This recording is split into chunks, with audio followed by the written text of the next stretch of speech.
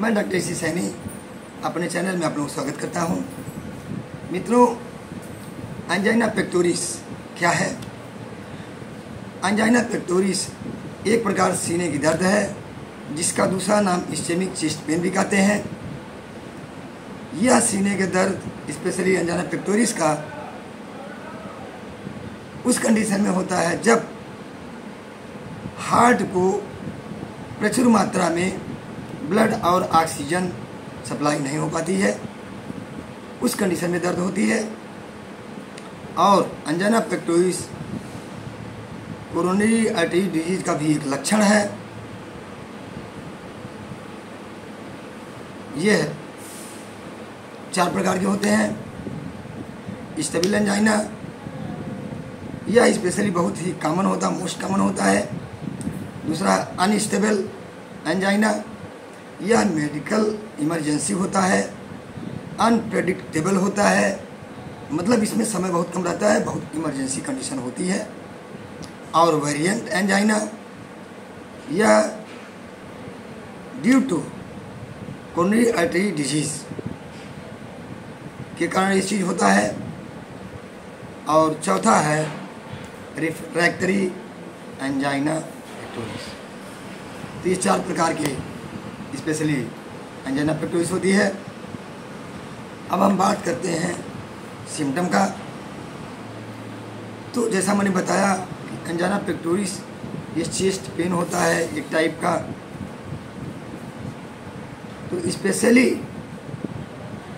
सीने का दर्द लेफ्ट साइड, और ऐसा सीने के दर्द जो शोल्डर से, सीने से स्टार्ट होगी शोल्डर और नीचे धीरे धीरे हाथ की तरफ बढ़ता है।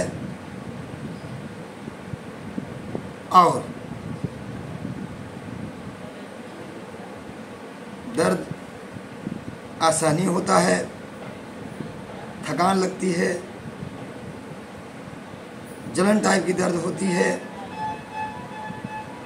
सांस लेने में दिक्कत होती है, ब्रीदिंग ट्रबल होता है। ब्रीदिंग या तो जल्दी जल्दी लेता है या तो लेने में उसको तकलीफ देर देर में समय में लगता है।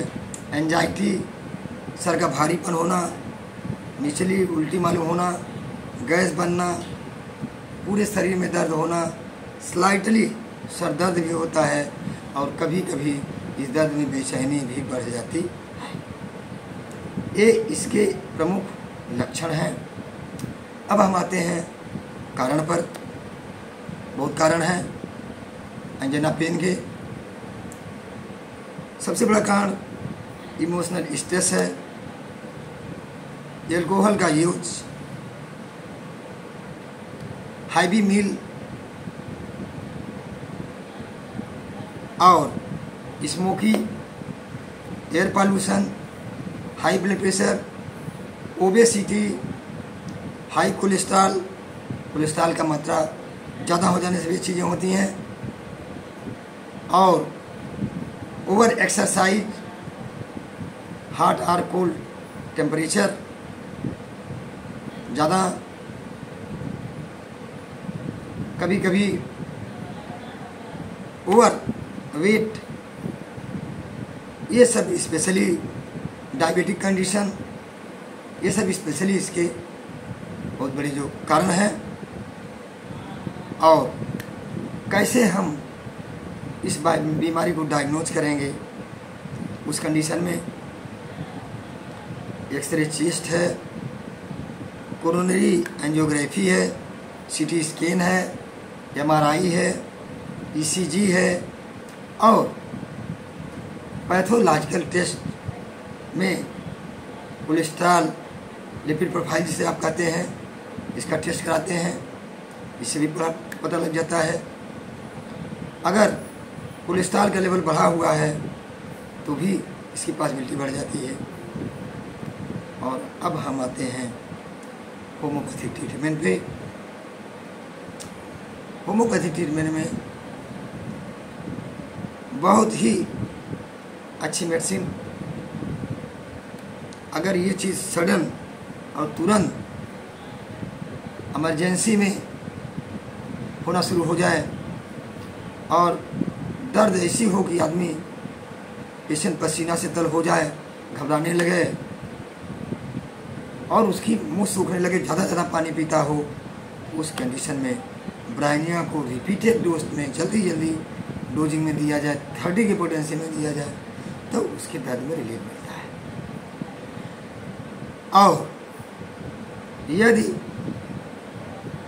सांस लेने में, हिलने डुलने में, मूवमेंट में, खड़ा होने में, जरा भी मोशन में उसकी परेशानी दर्द की बढ़ जा रही है, तो उस कंडीशन में ब्राउनिया को जल्दी 30 की पोटेंसी में दिया जाए तो उसके दर्द में आराम मिल जाता है। कैटागस अगर बीपी बढ़ रही है तो उस कंडीशन में जल्दी रिपीट करके दी जाए तो भी दर्द में आराम मिल जाता है।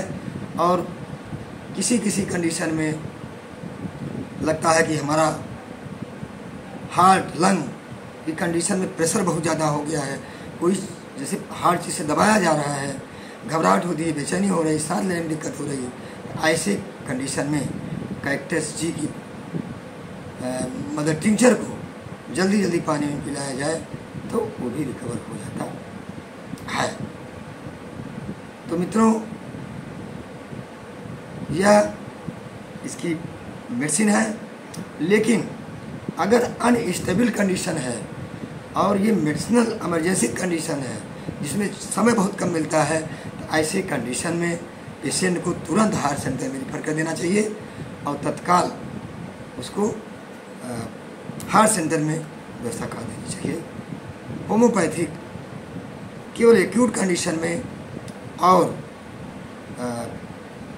सडन जहाँ पर इमरजेंसी व्यवस्था नहीं है उस कंडीशन में इसका ट्रीटमेंट होना चाहिए, और स्टेबल वगैरह की कंडीशन में इसका बहुत बढ़िया रोल है और पेशेंट ठीक हो जाते हैं।